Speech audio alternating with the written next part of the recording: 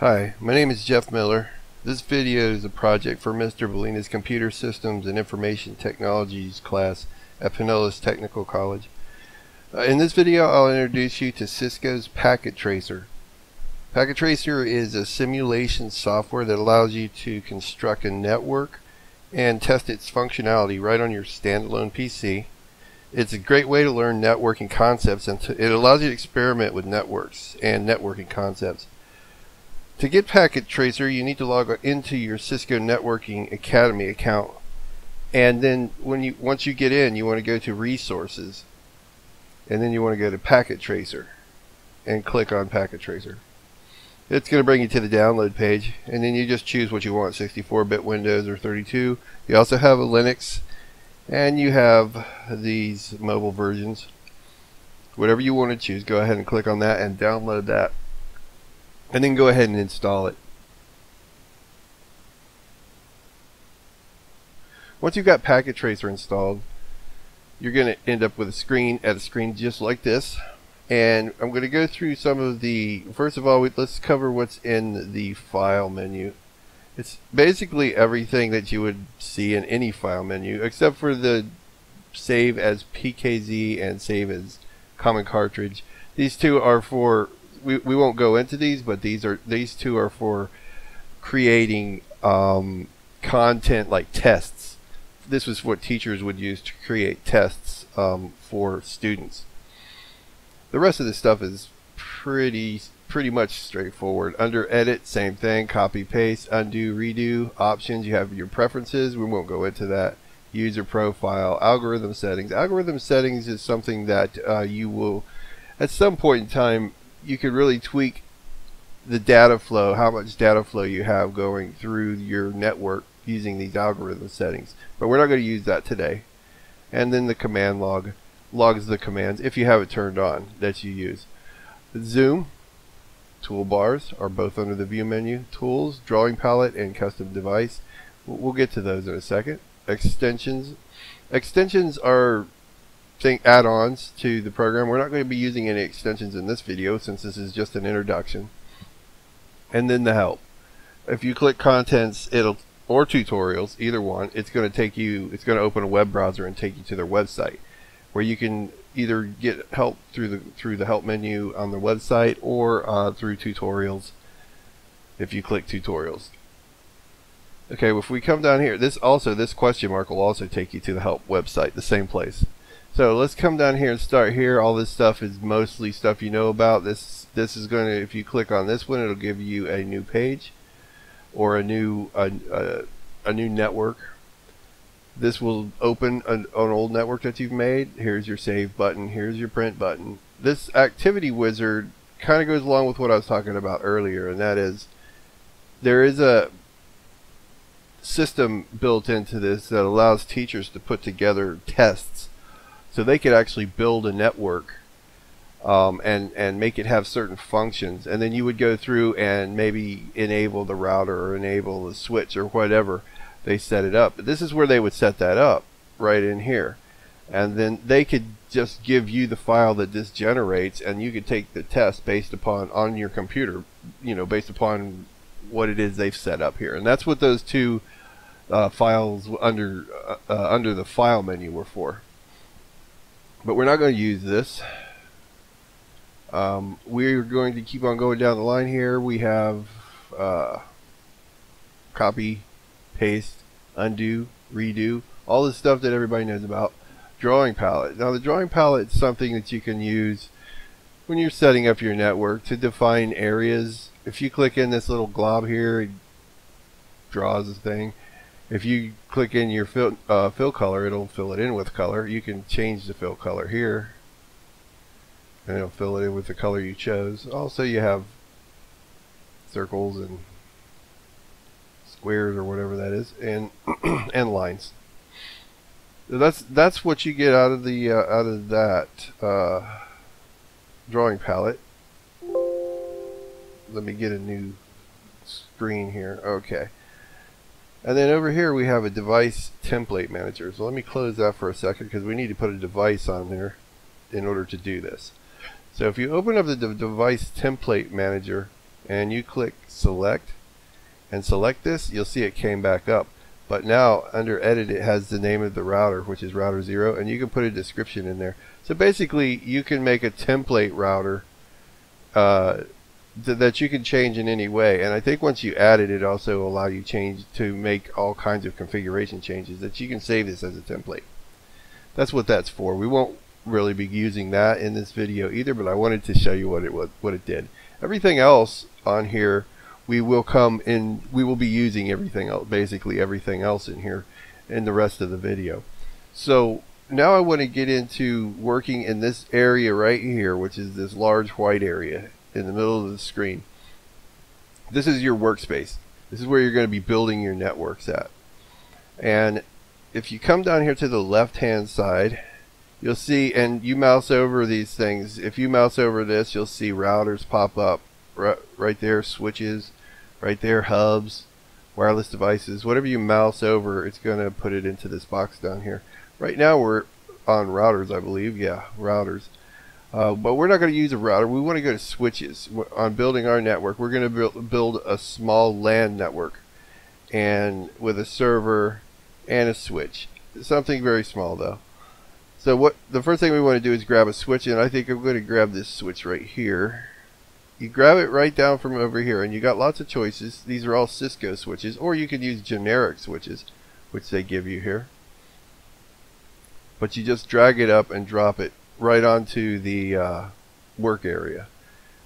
If you mouse over it like what I just did here, it shows you what all the ports, what's on any of the ports, and any information like that, and plus the MAC address for each port. Okay, the next thing that we're going to need for our little network is we need to go down here to end devices, and we're going to pull out a generic PC, and we're going to place it on here, and we're going to pull out a generic server and place it on here.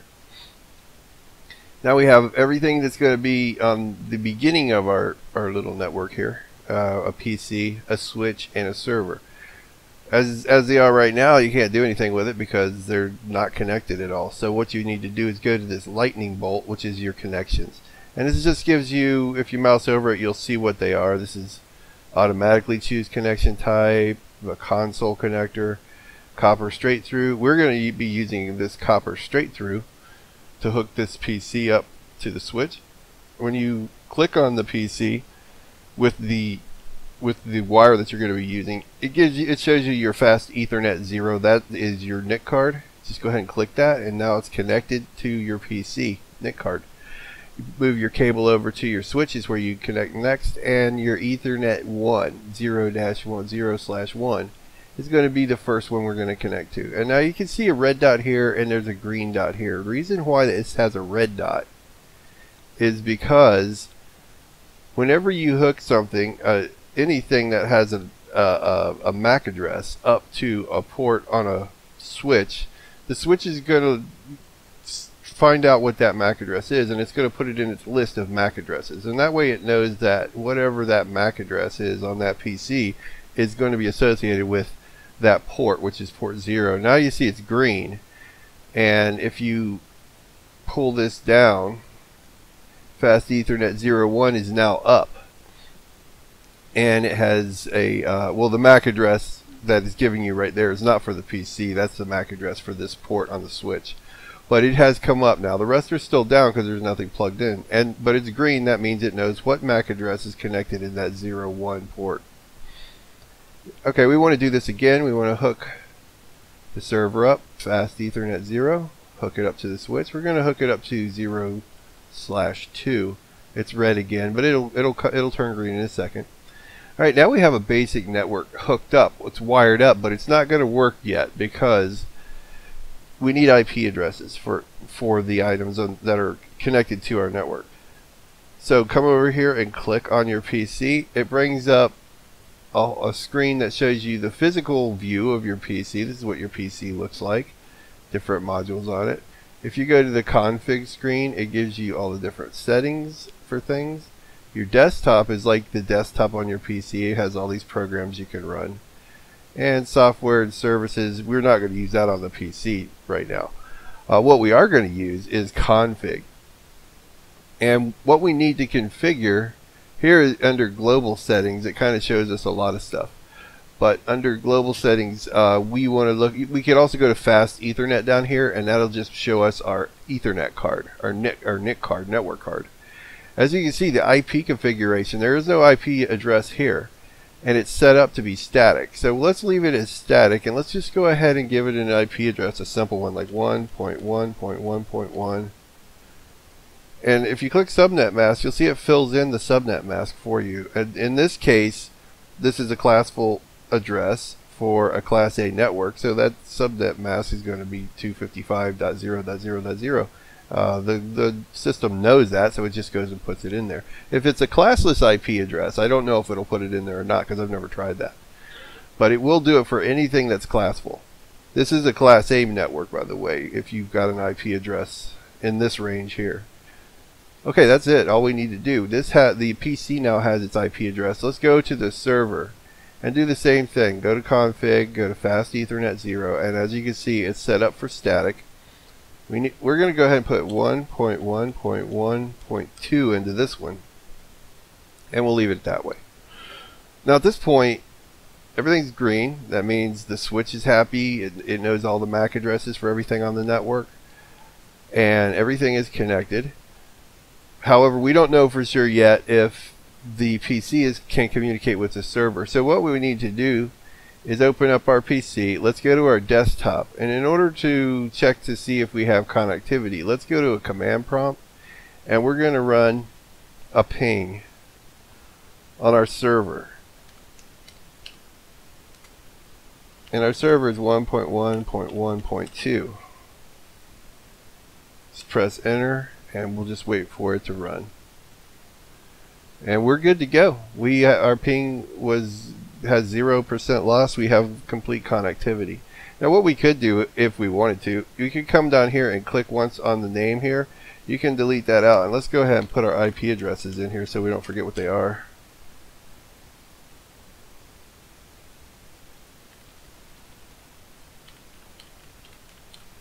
Okay, so now we know what our IP addresses are for each of these items. And we also know that we have connectivity. We have a complete little network here without internet connection, but it's our network. If we wanted to have an internet connection, we could go down here and add in a router, but we're not going to do that right now. Actually, I don't think we're going to do that in this video. But what I want to talk about is another way to set up this network. Now this is fine for the way it is. This is a small network, and I mean, putting in static IP addresses is very simple because we only have two things to put IP addresses on, so it didn't take us long to put those IP addresses in. But let's say we have a lot of things connected to our network, and I'm not going to connect a whole lot of stuff, but I'm going to put a few more PCs onto our network. Let's see, that's 4. Let's say we have 5 PCs on our network. Now it's a lot more of a pain to go in and try to figure out and keep track of what static IP is on what device here, what PC. It's easier if we were to just turn on dynamic host configuration protocol, which is DHCP, in the server, and have the server give IP addresses to all of these PCs whenever they start up.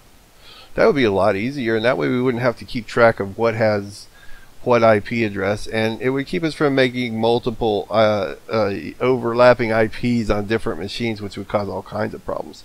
So let's go ahead. First, we're going to have to connect our PCs up to the network, so we're going to have to get these cables and connect them up. So we'll just do that real quick. This is why I didn't want to put a lot of these on here, because I'd be connecting these cables up all day.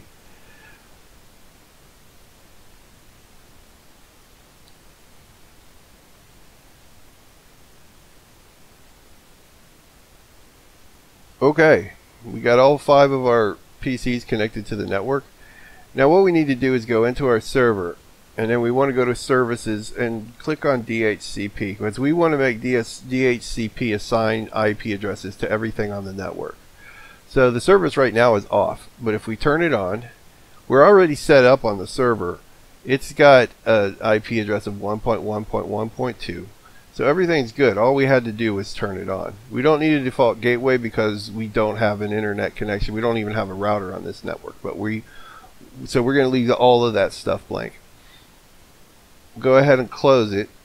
Now what we need to do, since all of these are set up as static by default, we got to go into each one and turn it on, turn DHCP on. So go into config, fast Ethernet, and just click DHCP for each one of these.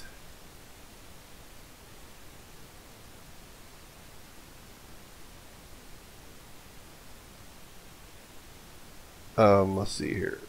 Yep, we're good there.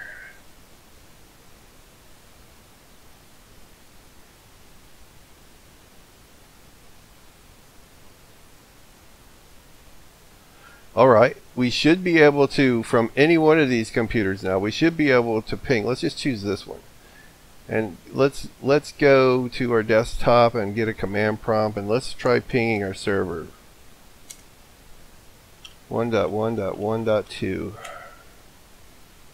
And it looks good. We are able to ping it from any one of these. As if you opened up this one right here and go to the fast Ethernet, you can see that it has an IP address of 1.0.0.5, and that was assigned to it by the server. So now we have a DHCP server set up, and whenever we turn on one of these computers, it's going to request an IP address from the server, and the server is going to send it an IP address. So now we have a fully functional DHCP server and 5 workstation network.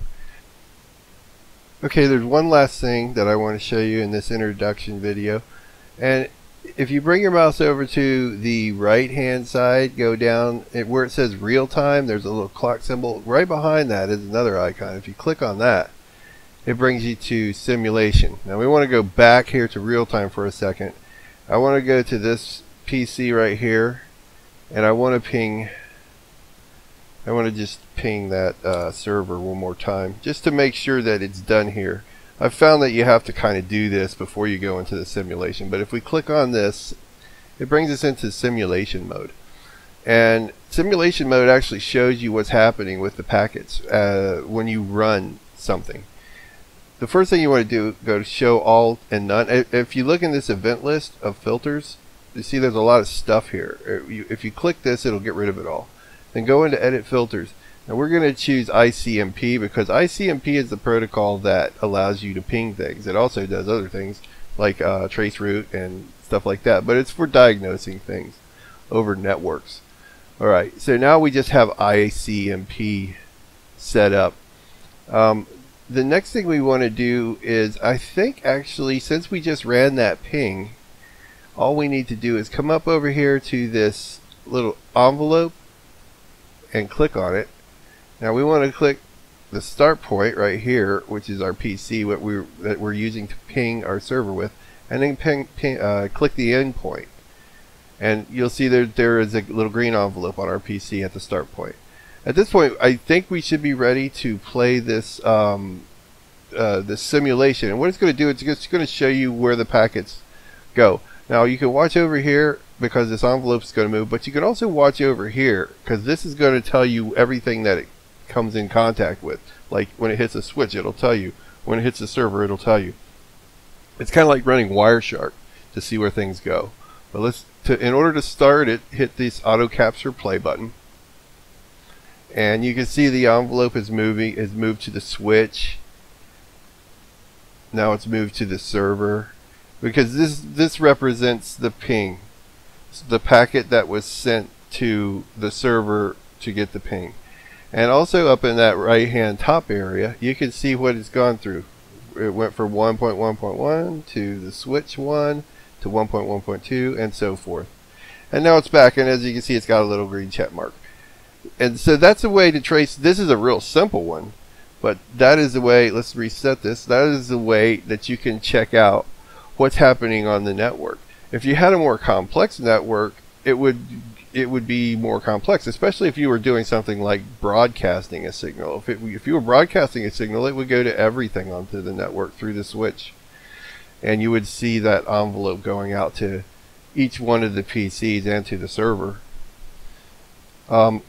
So that's how you use the simulation mode. I mean, there's a lot of other things you can do with it, but that in general, that's basically how you use it. Now I want to show you one other mode before I finish this video, and it's over here. It's called the physical mode.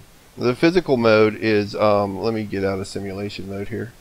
This physical mode, if you come up over here, we're in logical mode here. But if you click that one behind it, it takes you to physical mode. Now in this case, on physical mode, we have it's a map, looks like, of a city. And if you and here's also a bigger map of the city. Here's a corporate office where you could put your PCs into the different offices and stuff like that. And you can set the background. You can put a new closet in there. All kinds of stuff you can do with this.